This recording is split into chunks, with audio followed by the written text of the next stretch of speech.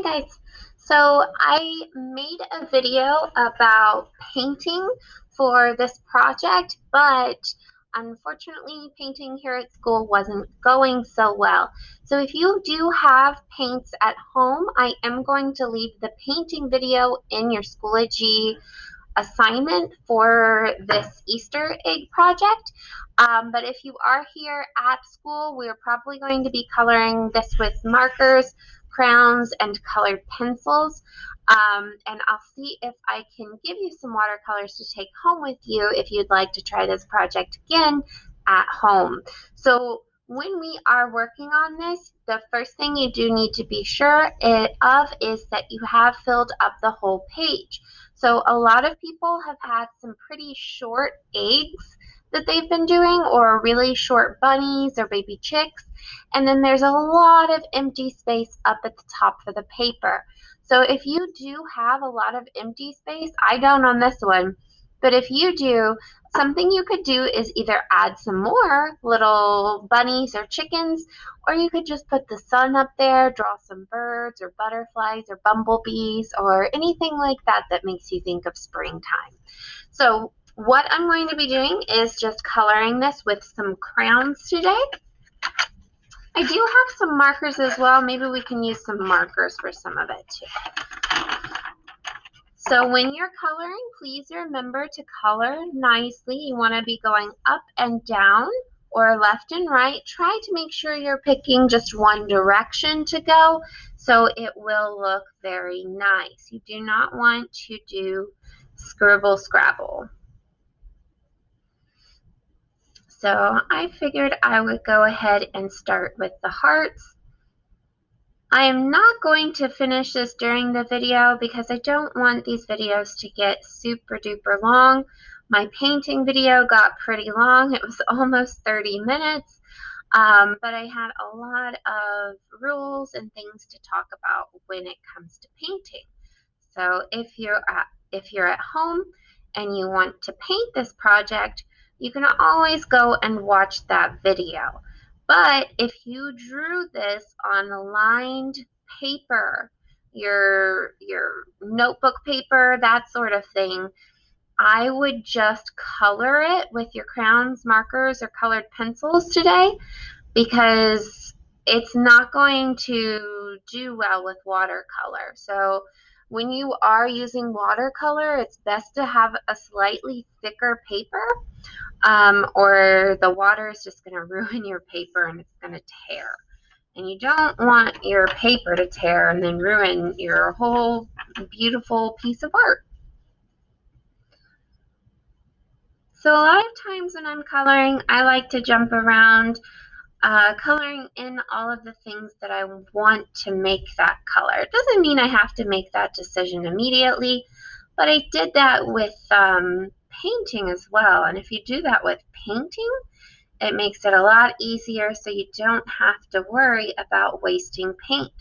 I've seen a lot of kids, they start painting and say they wanted to paint the nose pink, but then they forgot about the cheeks over here, or they forgot that they wanted one of their flowers to be pink. So then they had cleaned up their brush, but then they wasted all the paint that they used they were cleaning out. So make sure you're trying not to waste. So it's good to make sure you're taking care of your things and you're not being wasteful. But also, everybody makes mistakes. So if you make a mistake, it's not a big deal. So I'm just going to take my time and color nicely. One thing to remember is turning your paper. So like I said at the start, I like to go up and down usually, but sometimes it can be a little more difficult in certain areas. So sometimes I just turn the paper to make it a little bit easier. It makes it a little bit faster too, because then I can go all the way up and down like this instead of just little itty bitty areas. Hopefully this will give you some pretty art to have on your refrigerator at home or on your wall, to have a little decoration since springtime has started. And The weather outside has been so pretty lately. Let's get some orange. So one of the things I like to do is sometimes mix some colors. So I'm going to put a little bit of orange in here, pressing lightly, just mixing these two colors together. And I want the beak to be orange. You can pick your own colors for this. There are a couple of things that you would probably want to leave white, like usually bunnies are white. If you drew the egg where the bottom part is broken and the baby chick is still sitting in the egg, you could leave the part of the egg still there white as well. Got a little chicken right here.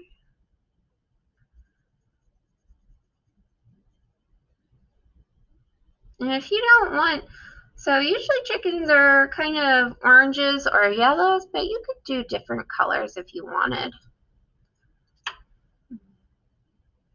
Oh, we got one more up here. Almost forgot about this guy. I think I'm going to make the red guy, or I'm going to make the angry guy red.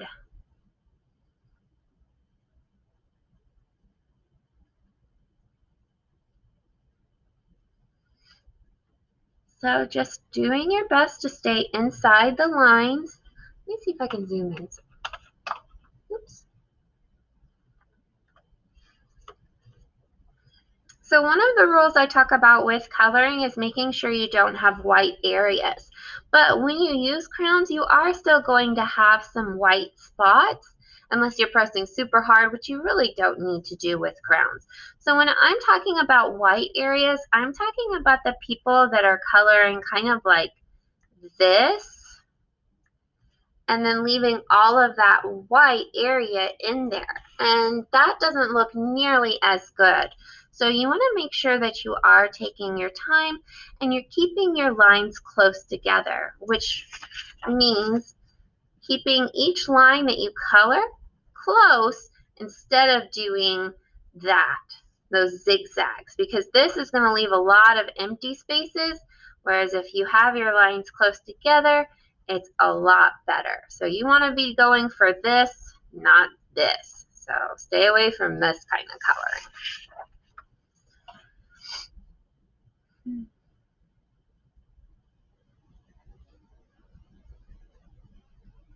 So take your time. If you make little mistakes, it's not a big deal, but there's definitely a big difference between making a small mistake where you just went over the line just a little bit, like I did right there, and rushing and going like all the way across the paper. So be careful. Remember, we're wanting to make beautiful art. I have a lot of students that tell me that they aren't good artists, that they've never really done art, that they don't like drawing, that it's no fun for them because they're no good at it.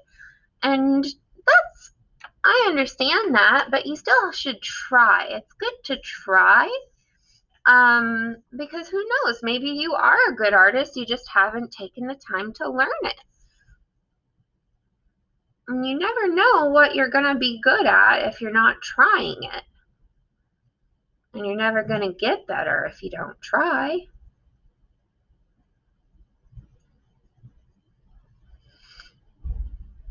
Oops, this wasn't even on the screen. Sorry about that. I've been having a lot of trouble with my computer here lately, so trying to like relearn how to position things and not mess with it too much because it seems to get real angry with me sometimes and just stop working.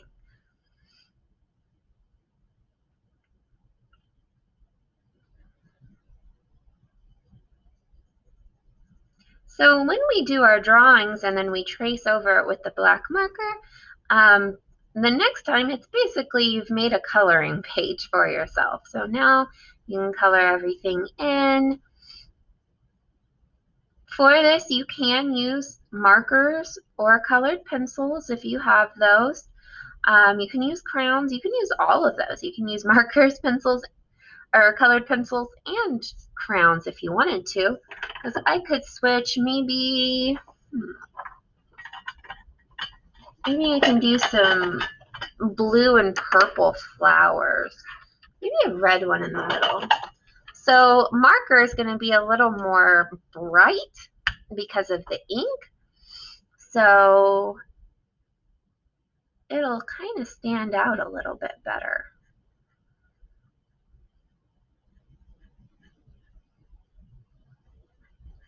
So this kind of art is actually called mixed media. And it's really just a fancy way to say that you used a lot of different things to create this art. Oh, maybe we shouldn't use blue since we did that in the background, huh? Maybe I'll just put purple for both of these.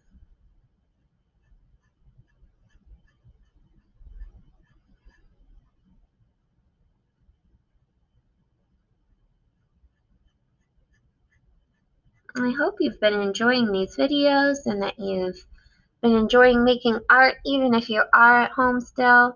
I know a lot of my students are still at home, and I definitely miss your beautiful faces, but I'm glad that you're staying safe, and I hope I'm getting to see your art still.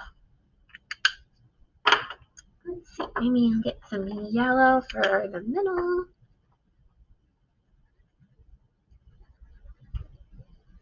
That's good. Maybe I'll do some green.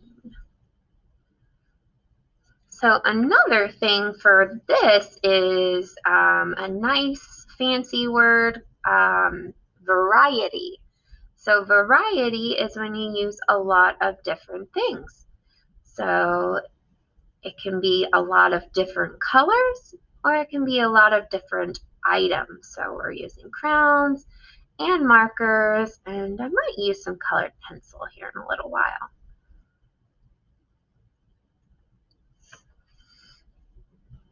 One way I like to describe variety is a lot of times if you have variety in your art, it makes it more interesting. So think of when you go to a vending machine and you are looking for a nice treat to buy from the vending machine. Now there's not just one thing, right? Unless everybody took everything already and bought everything, right? So that's variety. There's a lot of different things to choose from, which makes it a little more exciting because you have options. And it's like that with art as well.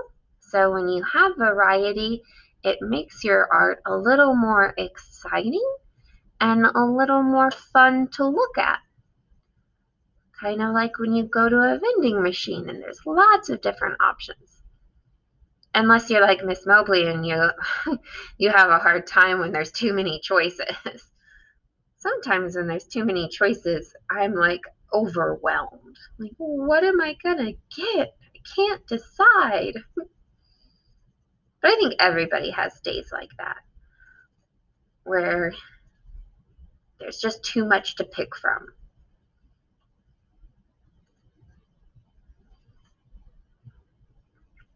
So when you are doing this, your art class is supposed to be 50 minutes long. So you should be spending at least 30 or 35 minutes finishing your art. If you are spending only like 5 or 10 minutes, you are going way too fast, and that might be a reason your art is not looking that good.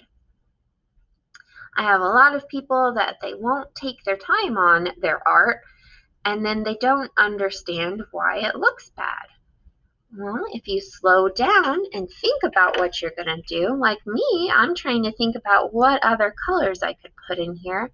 I'm not just trying to rush and get it done. I mean, sometimes you do have to rush because sometimes you just have to get something done, but you don't want your art to look ugly and you don't want it to look rushed. So slow down a little. Think about what colors you're going to use. pinks and magentas gonna look nice together? It looks like it. And if you don't like these colors, that's fine. You can think about your own colors, but you do need to make sure that you are coloring each of these shapes in nicely and not all of them just one color. What do I mean about that is if you have an egg like this and you have hearts on it and you have these squiggly lines, I don't want all of this to be red. You need to have variety, so you need to have some other colors. It's going to make it take a little bit longer, but it's also going to make that egg look a lot prettier than if you just scribble, scrabble color really quickly, just red on this. So I'm going to use this blue-green.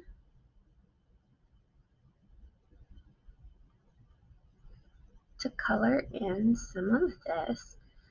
And even when I'm coloring with the blue-green, I'm not going to color all of it this color.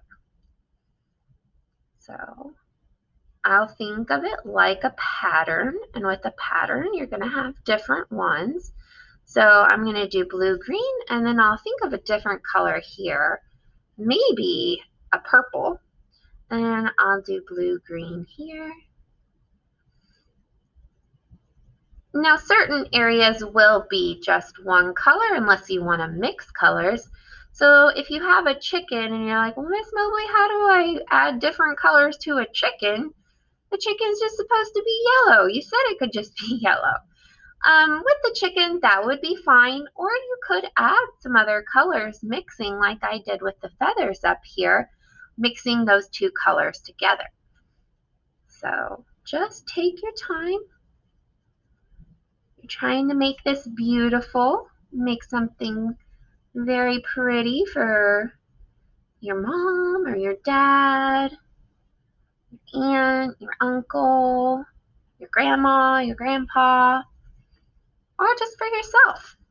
I mean, have this at home for yourself. Or take it home once we finish it if you are coming to school.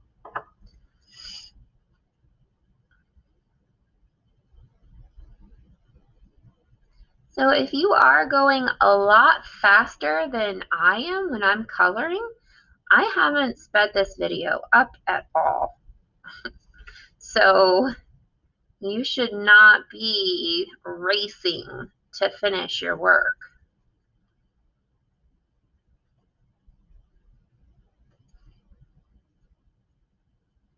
You have the whole class time. You should have at least 50 minutes, but definitely be sure you're spending at least 30 or 35 to color this nicely.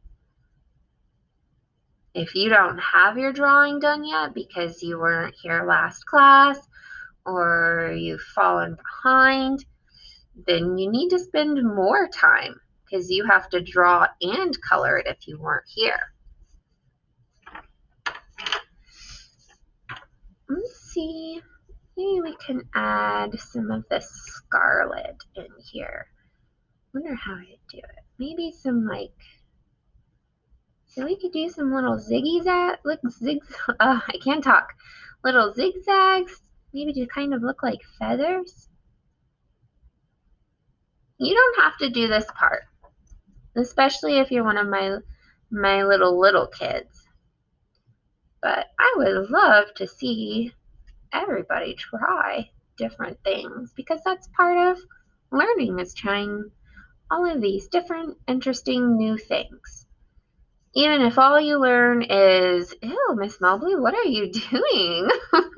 At least you learned that, right? So I'm not sure if I really like it, but that's okay because it's not going to hurt anything. He looks a little bit fuzzier at least. Alright, so I'm probably going to stop the video there because I don't want our videos to get super duper long. And I do want you to make sure that you're taking your time and not getting too distracted. But definitely take your time do your best. It's not a race. It's not a competition. You aren't going to win anything if you finish before the end of your art time. So definitely go slower. Make sure you're making it super pretty. I'm going to use a little bit of this pinkish color. I have these kind of cool looking colored pencils that I don't think I've ever had a color like this. So color in some of this funky egg that I made over here with these weird curving designs.